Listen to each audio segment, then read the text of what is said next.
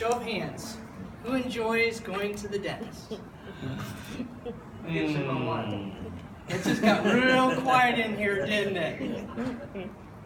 What I'm going to share with you today is hopefully going to make that next dentist appointment, make it a little more positive about scheduling that next appointment. It's recommended that we go to the dentist about every 6 months. Does anyone know why? That's actually a rhetorical question. The science behind this is highly debated, but it actually stems from a Pepsodent commercial back in the 1950s. Many of you actually may be old enough to remember this. When you brush with Pepsodent, you will wonder where the yellow went. Brush with Pepsodent. You know that the average American only goes to the dentist once every 3 years? One of my favorite TV shows is Seinfeld.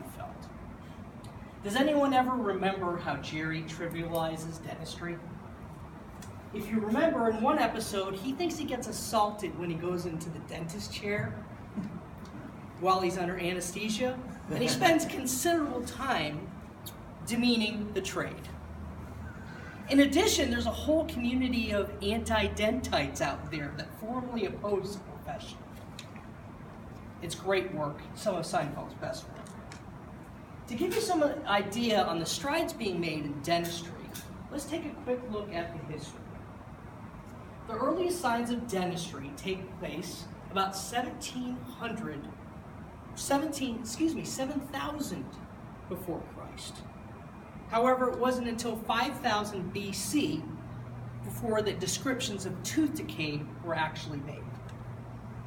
At that time, cavities were thought to be caused by toothworms that would invade the tooth and cause the decay. Many thousands of years later,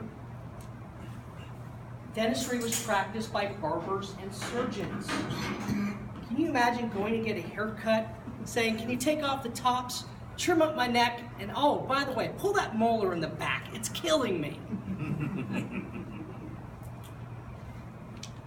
Do you remember your last time at the dentist and the hygienist called out a bunch of numbers? You see, each tooth is numbered. It starts with number 1 at the top and the back, works its way across, down, and across back down over the jaw. If you want to be fun at your next party or cocktail event, you can brag to your friends that you know that everyone has 32 teeth in their mouth. Also, there's a numbering system that your hygienist calls out about your gums. The higher the number, it's measured in millimeters, the greater your chance for gum recession and eventual tooth loss. As we all know, brushing and flossing, of course, are the key. Fluoride being introduced to our water system has made a tremendous difference in almost all of our lives. If you were wondering, it costs about $1 per person per year to introduce fluoride into our public water system. Adult fluoride treatment is also very popular these days. It's very inexpensive, painless, and can certainly help you in your quest for better oral health. In the 1700s, Pierre Fauchard wrote a book, The First System for Caring and Treating Your Teeth. There was a great TV show about kids in the Appalachian Mountains that were allowed to drink soda freely instead of milk, and unfortunately most of them had lost their teeth at a very young age.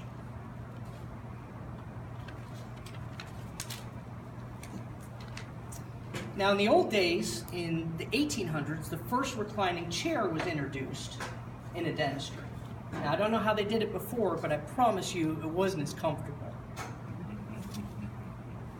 Now most offices have TVs, Keurigs, heated towels, and various options for pain and sedation. So it makes our lives much more comfortable.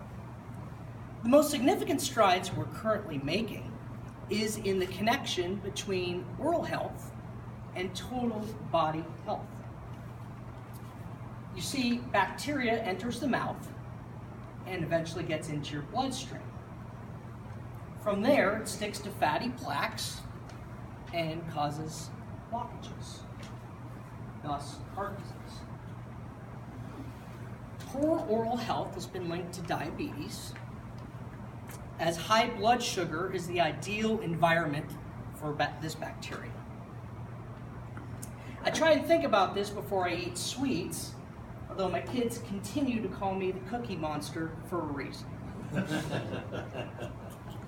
Another fact, 91% of all those with heart disease also have gum disease. And being a smoker increases your risk by 3 times. People who drink more than 3 glasses of soda or sugary drinks a day have 62% more tooth decay than those that don't. So think about that next time you're picking up the sweet tea. These all contribute to your risk of having a heart attack. Heart disease is still the #1 killer in the United States. It causes more death than all forms of cancer combined. When drinking sweets, try drinking with a straw, brushing directly afterward, and chewing gum seems to help. For those of you who are delinquent and scheduling your appointment, please schedule your next appointment today. Don't think of it as just a cleaning. Think of it as an essential part of your healthcare regimen. Follow your dentist recommendations just like you would your physician, and ultimately, you'll lead a better life. Thank you very much.